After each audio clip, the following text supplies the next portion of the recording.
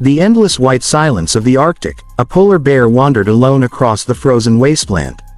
Its massive paws sank into the snow as it staggered, not from hunger, but from something far more disturbing. Crawling along its fur were giant wetas, strange, oversized insects that had somehow latched onto its body, gnawing at its skin and weighing it down. The poor bear roared in pain, shaking violently to throw them off, but the creatures clung tighter, making its suffering unbearable. A group of wildlife researchers on a snowmobile expedition spotted the bear in distress from afar. At first, they thought it was simply weak or injured, but as they drew closer, their eyes widened in shock at the horrifying sight. Never before had they seen such an infestation in the Arctic. With the bear's strength fading, they knew they had only moments to act before it collapsed entirely. The team immediately sprang into action. Armed with tranquilizer darts and protective gear, they carefully brought the bear down in a safe and controlled manner. The moment it lay still, they rushed forward, prying off the monstrous insects one by one. Each Weta fought back with powerful legs, but the rescuers endured, determined to save the majestic predator of the north. Hours passed before the last insect was removed. The bear, now free of its tormentors, began to stir as the medicine wore off. Slowly rising, it blinked at its rescuers, a quiet recognition in its tired eyes. Then, with renewed strength, it lumbered away into the snow, leaving behind the strange invaders and carrying a second chance at survival. The team, exhausted but relieved, knew they had witnessed something extraordinary, a rare and bizarre rescue where courage and compassion had restored balance to the wild Arctic. The polar bear's heavy body shifted in the snow as the sedative wore off, its sides rising and falling in labored breaths. The rescue team, though relieved that the last of the giant wetas had been removed, knew the danger wasn't yet over. The Arctic wasn't a forgiving place.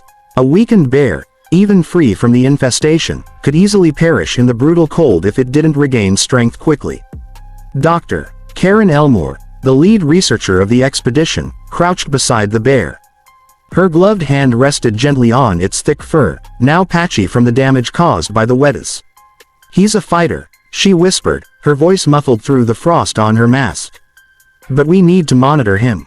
These wounds could turn into infection, and infection here." She didn't finish her sentence. Everyone on the team knew what it meant. The snowstorm that had been threatening on the horizon now began to close in. The team had to make a quick decision: either stay with the bear in the worsening weather or try to transport it to their temporary research base a few miles away. Moving a sedated polar bear, however, was no small feat. The giant creature weighed nearly 1,200 pounds, and even with their snowmobiles and sleds, it would be a grueling task. But abandoning it wasn't an option. With coordinated effort, they secured the bear onto a reinforced sled, covering it with insulated tarps to protect it from the biting wind. The storm hit harder as they began their slow journey back, the whiteout conditions making visibility almost impossible. The snowmobiles roared and strained, their headlights barely piercing the blizzard. Hours felt like days. Several times, the sled threatened to tip over on uneven ice, and the researchers had to halt, adjust, and push forward again. When at last they reached the base, a cluster of heated tents and a small laboratory, the team wasted no time. They carefully moved the bear into a temporary holding enclosure built for emergency rescues. Inside, heaters hummed in. The air was heavy with the sharp scent of antiseptic. The bear stirred weakly, its black eyes fluttering open. It let out a low growl, not of aggression, but of exhaustion, as if aware of the humans who had fought to keep it alive. For the next several hours, the team worked tirelessly. They cleaned the deep bites and scratches left by the wetas, applying salves to prevent frostbite from worsening around the exposed skin. One researcher, Marco, meticulously checked the bear's ears, nose, and paws for any lingering insects. To their horror, he found two more wedged beneath the thick fur around its neck. Pulling them out required both precision and courage. The insects were nearly the size of a man's hand, their armored legs clamping down tightly. When the last one was finally tossed into a containment jar, the entire tent seemed to exhale in relief. But questions hung heavy in the air. How had these giant wetas, creatures normally native to warmer, forested regions, ended up in the Arctic? And why had they chosen a polar bear as their host? Dr. Elmore theorized that changing global climates had forced unusual migrations. Cargo ships traveling through northern trade routes might have inadvertently carried the insects to the frozen wilderness. Once here, they had adapted in shocking ways, their size and resilience making them formidable even in extreme cold. Over the following days, the bear began to recover. At first, it barely moved, its body saving every ounce of energy. The team took turns keeping watch, offering food, seal meat and fish from their stores, and documenting every detail of its progress. Slowly, the bear's appetite returned. Its wounds began to close, the swelling receded, and its once dull eyes regained their fierce clarity. One evening, as the Arctic sun dipped low on the horizon, painting the snow with hues of gold and pink, the bear rose to its full height for the first time since the rescue. Its massive frame towered inside the enclosure, a powerful reminder of the wild spirit that no infestation could destroy. It paced the perimeter restlessly, huffing at the humans. The team knew the time was approaching when they would have to set it free. But the rescue had not gone unnoticed. The researchers' video recordings and notes were transmitted to global wildlife networks, sparking both awe and alarm. Experts from around the world debated the implications of the infestation. If giant wetas could survive in the Arctic, what did that mean for the delicate balance of the ecosystem? Could they spread further, threatening other species already vulnerable to climate change? The footage of the insects clinging to the polar bear's fur went viral, shocking millions who had never imagined such a bizarre clash of nature. Despite the storm of attention, the researchers remained focused on their mission, the bear's survival.